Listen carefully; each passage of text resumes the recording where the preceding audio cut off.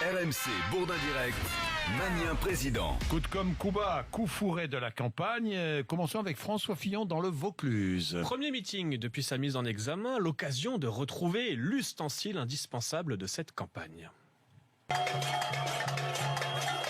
retour devant la salle hier dans le Vaucluse, puisqu'on parle cuisine justement. Avant le discours de François Fillon, le député du Vaucluse, Julien Aubert, nous a offert un bel instant Top Chef.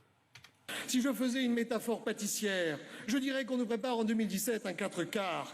Macron, ce sont les œufs. Il y a du jaune de gauche, il y a du blanc de droite, mais le tout est fragile et se conserve mal. Hamon, c'est le sucre blanc, doux au goût, le revenu universel, mais l'abus de sucre produit des caries et provoque l'obésité fiscale. Le Pen, c'est la farine, utile pour dissimuler les apparences ou pour rouler les gens dedans. Et puis François Fillon, c'est le beurre, produit dans l'Ouest. C'est un conservateur naturel. Plus longtemps le beurre se bat, et meilleur il se révèle. Fillon, c'est le beurre, belle métaphore. Oui, mais pas du tout. Fillon, c'est le beurre, mais ce n'est pas que ça. Vous savez que depuis la semaine dernière, il a un nouveau surnom. Mais je suis devenu aussi le rebelle, que le système n'arrêtera pas. C'est le beurre, c'est le rebelle. Eh bien, hier soir, c'était aussi François le balafré. Je suis comme ces combattants balafrés qui n'ont pas appris la vie dans les livres. Le rebelle, le balafré, mais oui. Le Gavroche, quelque part, le rebelle, le balafré. Bientôt le western, le rebelle et le balafré version François Fillon. Bien plus au sud, Marine Le Pen était hier soir à Saint-Raphaël, dans le Var. Et devinez ce qu'il attendait devant la salle.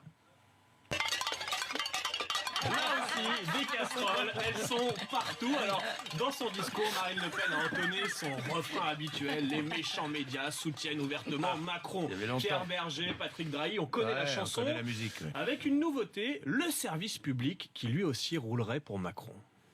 France 2 qui, tous les jours, tape à bras raccourcis sur les adversaires de M. Macron. Excusez-moi, mais la dernière interview aux 20h de France 2 de Anne-Claire Coudray était un exercice du genre. Sauf que Anne-Claire Coudray, c'est TF1. Rien à voir avec le service public.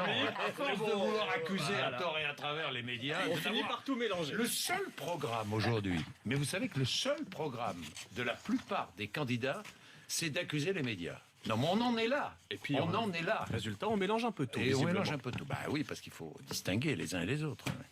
Oui. Ce matin, une pensée pour ce pauvre Stéphane Le Foll. Le porte-parole du gouvernement, Ah oui. qui est bien seul en ce moment. Vous savez que tous les mercredis, il tient un point presse à l'issue du Conseil des ministres, mais en pleine campagne, ce rendez-vous ne passionne plus grand monde.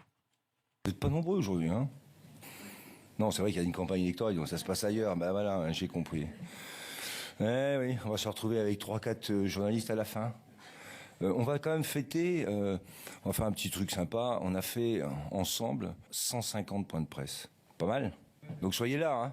Et dites-le aux copains, parce qu'il ne faudrait pas qu'on soit tout seul quand même, hein. Même si Voilà, vous le savez maintenant. Dans 2 semaines, il y a un petit buffet autour de Stéphane Le Foll. Vous êtes invité. Voilà, tout le monde est invité, parce que pour l'instant, il est un peu seul. Il se sent un peu seul. C'est extraordinaire. Merci. Ça sent la fin de quinquennat, là.